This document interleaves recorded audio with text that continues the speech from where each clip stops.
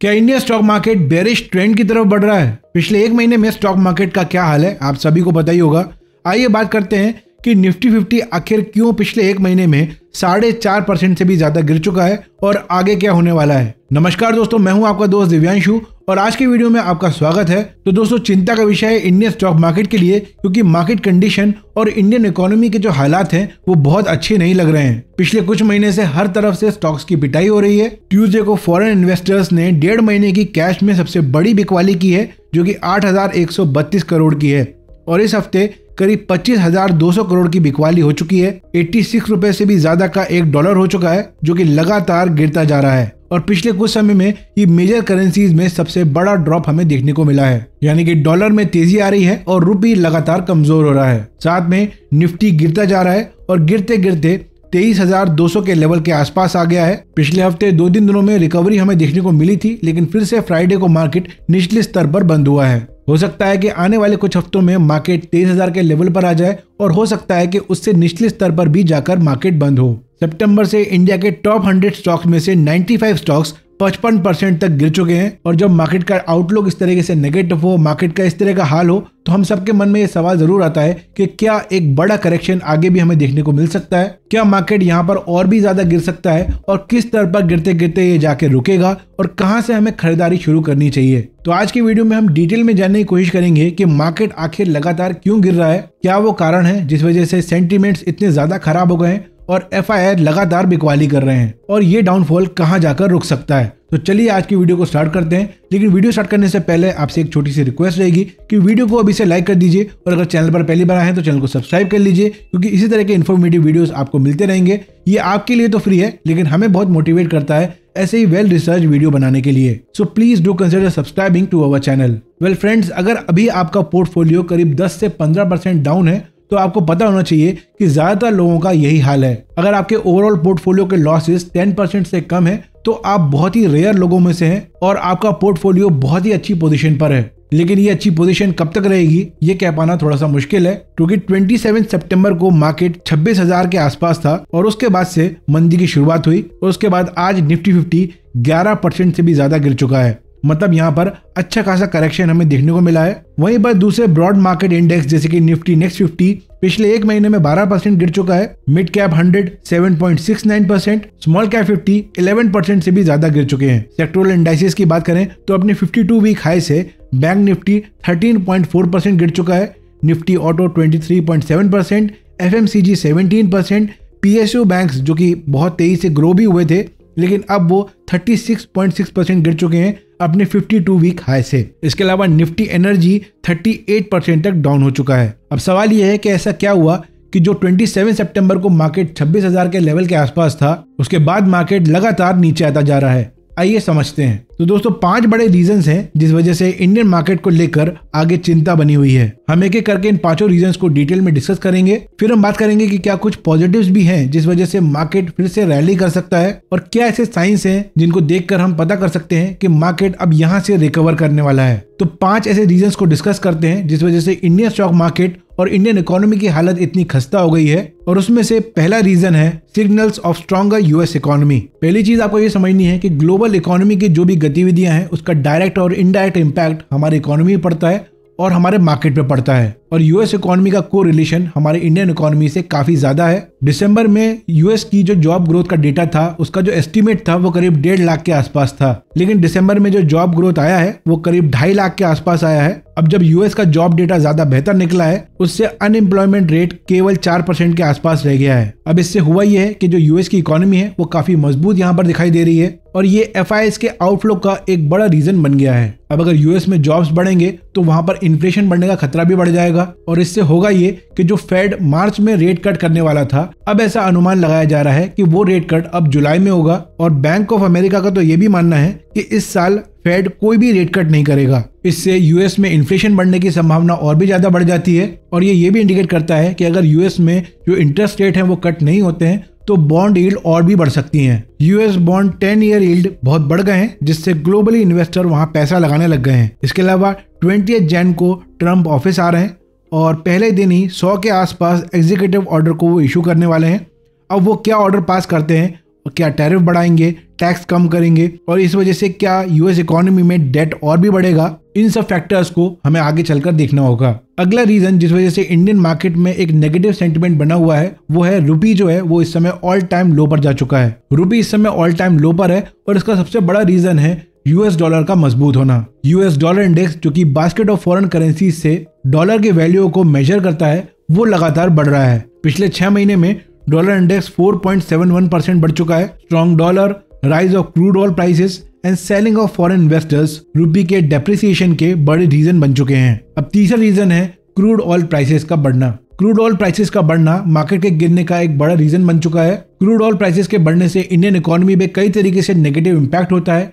India में inflation बढ़ता है, फॉरेक्स रिजर्व्स कम होते हैं और इंडियन रुपी की वैल्यू डिप्रिशिएट होती है। तो अब ये जो सारे फैक्टर्स हैं वो सारे इंटरकनेक्टेड हो चुके हैं। अब आगे क्रूड ऑयल प्राइसेस बढ़ेंगे या कम होंगे ये डिपेंड करता है कि रशिया से इंडिया में क्रूड ऑयल आ पाएगा या नहीं, क्योंकि बाइडेन ने जाते जाते रशिया पर सैंक्शंस बढ़ा दिए हैं जिस वजह से रशियन ऑयल सप्लाई में कमी आ सकती है। अब आगे देखना ये होगा कि जब 20 तारीख को डोनाल्ड ट्रंप आएंगे तो वो किस तरीके से इस चीज को आगे ले जाते हैं। क्या वो रशिया में सैंक्शंस को खत्म करते हैं या कम करते हैं। अगर वो ऐसा करते हैं तो क्रूड ऑयल प्राइसेस जो है वो थोड़े से कम हो सकते हैं और ये एक बड़ा बेनिफिट होगा इंडियन इकोनॉमी के लिए। अब इंडियन मार्केट के गिरने का अगला बड़ा रीजन है slow down in the Indian economy. Finance minister ने अपने इंटरिम एंड फुल बजट में जीडीपी ग्रोथ रेट 8% प्लस होने का अंदाजा लगाया था, लेकिन उसके बाद काफी जल्दी आरबीआई ने जीडीपी ग्रोथ रेट का जो एस्टीमेट है वो 7.2% कर दिया था। इस कॉन्टेक्स्ट में सेकेंड क्वार्टर ग्रोथ रेट 5.4% होना, जो कि 2 साल में सबसे कम रेट रहा है, एक निराशा का कारण बना हुआ है और पहले हाफ ईयर की ग्रोथ रेट को 6.6% तक नीचे ले आया है। मैन्युफैक्चरिंग ग्रोथ की slow pace, sluggish exports, private sector में कैपिटल फॉर्मेशन की कमी, geopolitical uncertainties and global trade slowdown के अलावा भी और फैक्टर्स हैं जिस वजह से इंडिया का जीडीपी ग्रोथ इतना स्लो हो गया है। कोर इंडस्ट्रीज जैसे कि माइनिंग एंड मैन्युफैक्चरिंग में काफी मुश्किल आई है। लेबर इंटेंसिव सेक्टर्स जैसे कि कंस्ट्रक्शन, इलेक्ट्रिसिटी, गैस, वाटर और दूसरे यूटिलिटीज को भी काफी सेटबैक का सामना करना पड़ा है। इंडिया में इस समय लो कंजम्पशन डिमांड की प्रॉब्लम बनी हुई है। Current economic slowdown, high inflation और इंटरेस्ट रेट में बढ़ोतरी से लोगों की परचेजिंग पावर भी कम हो गई है। इसके अलावा अनएम्प्लॉयमेंट, जॉब लॉस या फिर इनकम की ग्रोथ का स्लो होना भी कंजम्पशन को कम कर रहा है। 5वां नेगेटिव रीजन है FIIs ऑन अ सेलिंग स्प्री। अब जो 4 बड़े रीजन हमने आपके साथ शेयर किए हैं कि यूएस की स्ट्रॉन्ग इकोनॉमी हो चुकी है, रुपी काफी निचले स्तर पर आ गया है, क्रूड ऑयल प्राइसेस जो हैं वो लगातार बढ़ रहे हैं एंड इंडियन इकोनॉमी की जो ग्रोथ है उसमें एक स्लो डाउन आता दिख रहा है। इन चारों फैक्टर्स की वजह से ये 5वां फैक्टर हमें देखने को मिल रहा है कि FIIs लगातार बिकवाली कर रहे हैं। इसके अलावा FIIs जो बिकवाली करते हैं वो उसका कारण एक ये भी हो सकता है कि उन्हें कहीं और भी एक अच्छी अपॉर्चुनिटी दिख रही है, जैसे कि बीच में चाइना में स्टिमुलस पैकेज का घोषणा की गई थी और वहां पर फिर से मार्केट काफी तेजी से बढ़ा था और ऐसा माना गया है कि वहां पर FIIs ने तेजी से खरीदारी चालू की थी। ग्लोबल एक्सपर्ट्स का मानना है कि इंडियन मार्केट में कुछ वक्त के लिए पॉज आ सकता है और FIIs को वापस आने के लिए ट्रंप एडमिनिस्ट्रेशन की पॉलिसी अनाउंसमेंट पर क्लैरिटी मिलना जरूरी है। फिलहाल इंडियन मार्केट में FIIs की बिकवाली अभी रुक नहीं रही है और आगे भी रुकेगी, इसके कोई ठोस संकेत नहीं है। तो ओवरऑल जो सेंटिमेंट्स हैं वो काफी खराब है इंडियन इकोनॉमी के लिए एंड इंडियन स्टॉक मार्केट के लिए। तो अब सवाल यह है कि आगे हमें क्या करना चाहिए। तो अब आपको यहाँ पर 2-3 चीजों पर नजर बना के रखनी है। पहला यह है कि ट्रंप के आने के बाद वो किस तरह के डिसीजंस लेते हैं। क्या वो रशियन सैंक्शंस को हटाते हैं या कम करते हैं। चाइना से यूएस का ट्रेड वॉर भी स्टार्ट हो सकता है। इसके अलावा अर्निंग रिपोर्ट का सीजन चल रहा है, इसलिए यूएस और इंडियन कंपनीज की जो अर्निंग रिपोर्ट्स हैं उन पर भी हमें ध्यान देना चाहिए। एंड यूनियन बजट जो कि 1 फरवरी को आने वाला है, उससे आम आदमी की जिंदगी पर क्या प्रभाव पड़ता है, क्या बजट कॉमन मैन के लिए एक फ्रेंडली बजट रहता है, उस पर भी हमें नजर बना के रखनी है, क्योंकि एक्सपेक्टेशन काफी बढ़ चुके हैं गवर्नमेंट से और अगर उस एक्सपेक्टेशन पर जो बजट है वो खरा नहीं उतरता है तो मार्केट यहाँ पर और भी गिर सकता है। वैसे गवर्नमेंट कंजम्पशन बढ़ाने की कोशिश तो कर रही है। अभी 8th पे कमीशन को गवर्नमेंट ने मंजूरी दी है, जिस वजह से सेंट्रल गवर्नमेंट एम्प्लॉइज जो हैं उनकी सैलरी और पेंशन में हाइक आने वाला है, जिससे कंजम्पशन थोड़ा सा बढ़ सकता है। हो सकता है बजट में भी कुछ टैक्स कट्स आए जिसका रूमर चल रहा है।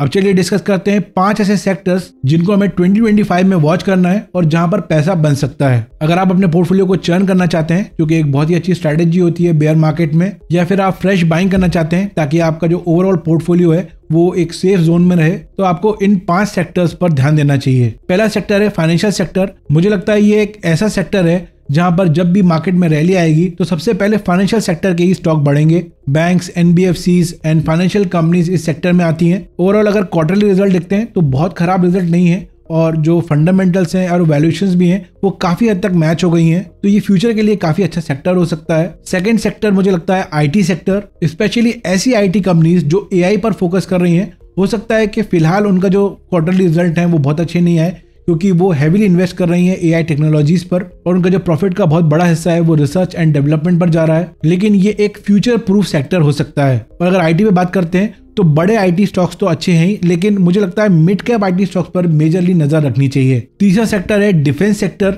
यहाँ मुझे लगता है बहुत ही बड़ी ग्रोथ अपॉर्चुनिटी है। करेक्शन में काफी ओवर सेलिंग हो चुकी है और यहाँ पर 4-5 चुनिंदा बड़ी कंपनीज हैं, पीएसयूज हैं, जिनका बड़ा मार्केट शेयर है। मैंने इस वीडियो में डिटेल में डिस्कस किया है, आप इसको चेक जरूर करना। अगर लॉन्ग टर्म के हिसाब से देखें तो 4-5 साल के लिए बहुत ही अच्छा सेक्टर है। अगला सेक्टर है pharmaceutical sector, export oriented sector है और आगे चलकर अगर यूएस और चाइना में ट्रेड वॉर होती है तो इसका बेनिफिट भी इंडियन फार्मास्यूटिकल कंपनीज को मिल सकता है। बहुत सारी कंपनीज जो हैं वो जेनेरिक और एपीआई सेगमेंट में काम कर रही हैं, वो कंपनीज काफी अच्छा कर सकती हैं। एंड फाइनली जो सेक्टर मुझे लगता है कि काफी अच्छा कर सकता है वो है पावर एंड एनर्जी। यहाँ पर भी हैवी करेक्शन हमें देखने को मिला है। एनर्जी की डिमांड आगे चलकर बहुत ज्यादा बढ़ने वाली है। अगर आप एआई की बात करें, अगर आप इलेक्ट्रिक व्हीकल्स की बात करें, सभी को ऑपरेट करने के लिए एनर्जी चाहिए और एआई अकेले ही काफी ज्यादा एनर्जी कंज्यूम करता है। कंप्यूटेशन एंड डेटा स्टोरेज के लिए एआई की जो एनर्जी डिमांड है वो 2030 तक 160% तक इंक्रीज हो सकती है। इसके अलावा इलेक्ट्रिक व्हीकल की ग्रोथ की वजह से भी एनर्जी डिमांड बढ़ेगी।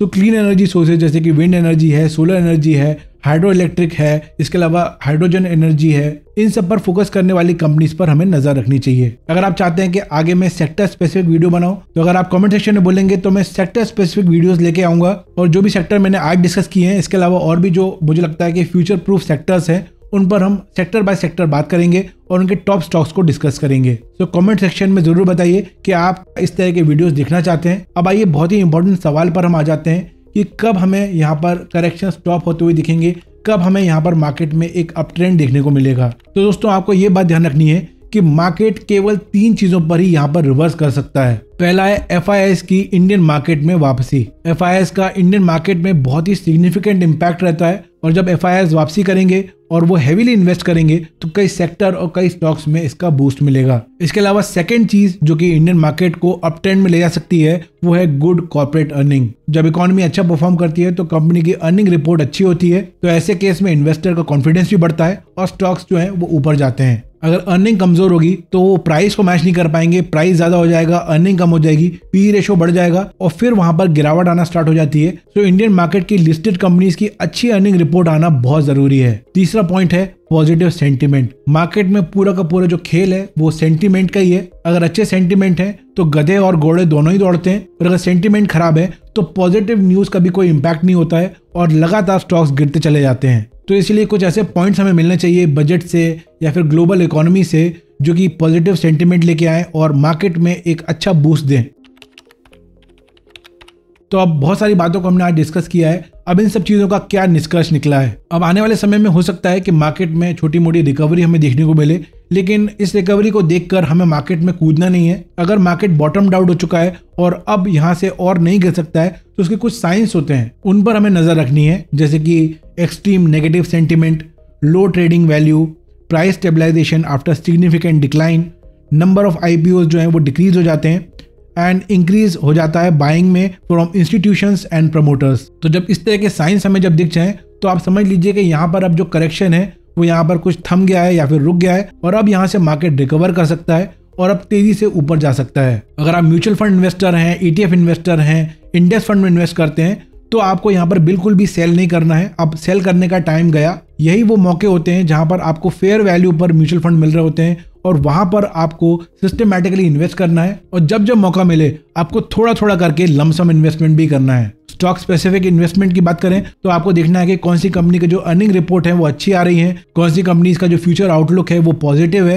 आपको केवल उन्हीं कंपनीज में पैसा लगाना चाहिए इस समय जहां पर आपको लगता है कि 5 से 10 साल उनका फ्यूचर अच्छा है। मैंने जो सेक्टर्स आपके साथ आज शेयर किए हैं उनको आप जरूर ध्यान में रखिए। तो ये कुछ बातें हैं जो इस समय आपको ध्यान में रखना चाहिए। बाकी इस तरह का जो वीडियो है वो हफ्ते में 1 लाने का मैं प्लान कर रहा हूँ। आई होप ये वीडियो आपको पसंद आया होगा। बाकी जल्दी आपके साथ मैक्रो एंड माइक्रो इकोनॉमिक जो भी अपडेट्स होंगी वो आपके साथ शेयर करने वाला हूँ। आज की वीडियो को यहीं तक रखते हैं। क्या आपको इस तरह का वीडियो पसंद आया तो कमेंट्स में जरूर बताइए, और अगर वीडियो पसंद आया तो लाइक करना बिल्कुल ना भूलिए। और अगर आप मुझे पहली बार देख रहे हैं और इस चैनल पर पहली बार आए हैं या फिर अभी तक आपने सब्सक्राइब नहीं किया है तो चैनल को सब्सक्राइब जरूर कर लीजिए एंड बेल आइकन प्रेस कीजिए ताकि आने वाली वीडियोस के अपडेट आपसे मिस ना हो। मैं मिलूंगा आपसे नेक्स्ट वीडियो में। Take care and have a great day.